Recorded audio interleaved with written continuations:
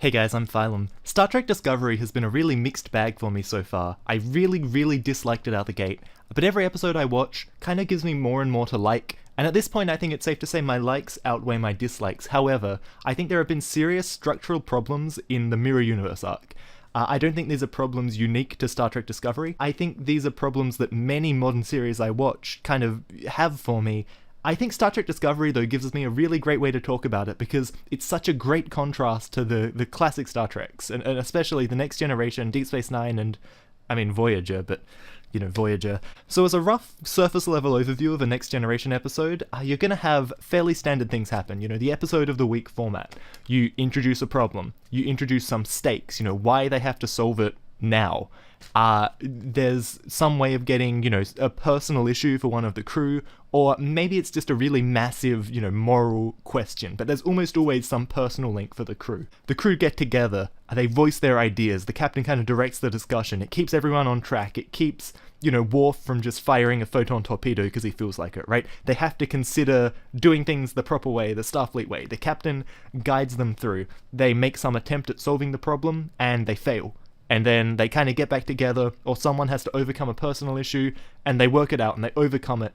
And, they don't always specifically succeed. There isn't always, a nice outcome, especially in the Next Generation and Deep Space Nine. I think the Next Generation episode with the American Indians in space, that's, a good example of that. But the important thing is, they work to overcome a problem. We see the crew working together, we hear their communications, we see the problem-solving process. So Discovery doesn't have this structure, right? It's long-form storytelling, it's episode into episode into episode, the episodes never begin or end, we're just introduced to problems as we go, and I find this really odd, the way a lot of series approach this. I kind of want a beginning, middle, and end to each episode, or not every episode, but I want a nice beginning, middle, and end to my problems, and Discovery has failed to deliver this in the Mirror Universe arc. So at the end of episode 9, but, the very end of episode 9, so basically the start of episode 10, Discovery finds itself in a dilemma. It's somewhere mysterious, and Stamets, the science boy, something's happened to him, So we establish two problems right out the gate.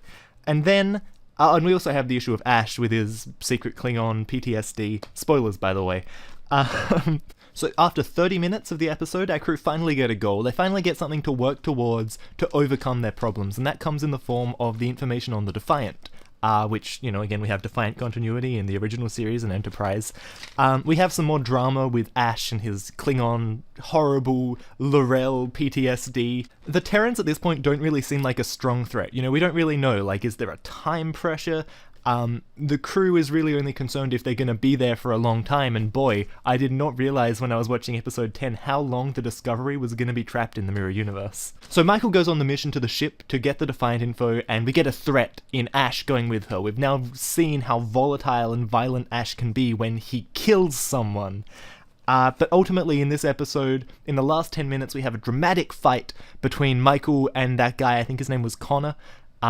And they fight, and Michael proves herself as the captain of the ship, and they all, accept her and stuff. So my big problem with this is that it wouldn't change the episode if it didn't happen. It was an emotional moment for Michael, but it doesn't work towards the goal of getting the Defiant information. It doesn't help Discovery get home, and this was the big, dramatic moment of the entire episode. So Michael doesn't do anything towards solving the problem this episode, she just has an action scene. This show likes to have dramatic action scenes, that's how it solved things in episode 9 as well. But you know what? It's okay. Episode 10 was set up. Episode 11, they're in a great place, right? We're at the start of the episode. Lorcas is being tortured. We've seen he's kind of crazy, he's messed up, and now he's being tortured. He's prodding the bull, we don't know what he's gonna do. How's he gonna react to this torture? He's an uncertain element, and there's a very real, timer. He's being tortured every minute that Michael doesn't do something. And Michael has this danger from Ash/Vok that we're starting to realize more. Plus there's a murder on the Discovery, those guys are starting to figure that out. We have an opening scene with Stamets where he's cradling the body, and the lights are doing that flickering thing that they did in the tardigrade jump scare sequence in episode 3. So we've got some threats, we have some stakes, and Michael has a clear goal to get the data on the Defiant. And we find out very early in this episode that Michael is going to take a long time to do that. So instantly, we spend 15 minutes of this episode before the credits sequence basically just establishing that everything we've set up isn't gonna move forward very much. So after the credits, we're introduced to a new confrontation, a new problem, where there's this rebel situation. Michael bluffs her way into going down to the surface to, like, meet with them. She wants to learn how to get along with Klingons in order to help things back in their universe. It's a pretty weak reason. It ultimately is just an excuse to get Ash and Volk in the same room. So we go down to the planet. There's no plan. Michael doesn't really have anything explicit she's working towards at this point. There's nothing the audience can really engage with her working towards. She just goes down and they talk, and then there's an action scene and they go back up. And then they go back up and there's an action scene. You know, Ash attacks Michael and there's a fight. And we're still not doing anything to work towards getting the Defiant information. The big goal we have at the moment is to get the Defiant information so we can leave the mirror universe. And we have the Ash confrontation. Ash gets taken out, he's beamed into space, and to the audience's surprise, Michael has stashed the Defiant info on Ash. Michael's just solved the big problem without engaging that with the audience at all. You know, she's solved it internally, quietly, without us seeing. It's not a satisfying payoff to the big goal, but it's okay, because the information for the Defiant isn't there. There's nothing useful for them there. So we end episode 11 on kind of an note, I think. Like, what did we really achieve, right?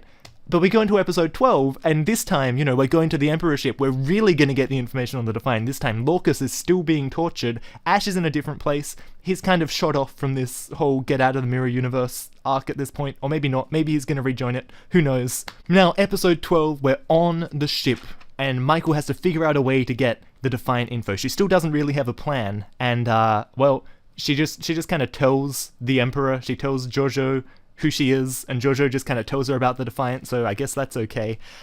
We find out the Defiant crew went mad, which again, the original series continuity, and that basically the Defiant was just a gigantic dead end. They're not going to get home with the Defiant. So now, at the end of our third episode in the Mirror Universe, so far we've just chased dead ends and had dramatic set pieces. Lorcas is revealed to be his mirror self, which is a really great reveal. The setup stuff for Lorcas was great. I didn't really see it coming. I knew there was something up, but the thing that bothers me is now at the end of the third episode here, we have a new problem.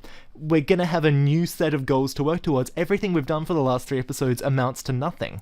The only thing anyone's been working towards for getting home is Tilly back on the Discovery. She's been pressing a button to pump mushroom spores into Stamets's semi-comatose body? Like, what?